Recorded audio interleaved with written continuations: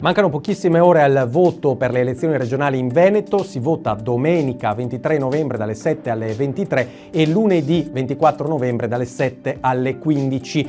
Come si vota? Questa è la scheda, il facsimile ovviamente della scheda per quanto riguarda la provincia di Verona, dove ci sono i nomi dei 5 candidati presidente e al fianco le liste collegate. Ovviamente Rizzo, Bui e Szumski hanno una sola lista collegata, mentre Manildo ne ha ben 7 e Stefani 6. Ci sono diverse modalità per votare. Si può esprimere ad esempio il voto solo per il candidato presidente. In quel caso si metterà una X sul nome del candidato presidente. Si può anche mettere una X solo sul simbolo di una lista, in quel modo il voto andrà automaticamente anche al candidato presidente collegato. Attenzione, in Veneto esiste il voto disgiunto, cioè si può votare per un candidato presidente e per una lista non collegata. In quel caso bisogna esprimere esplicitamente il voto e quindi ad esempio una X sul simbolo del PD e una X sul nome di Alberto Stefani, così il voto andrà a Stefani come presidente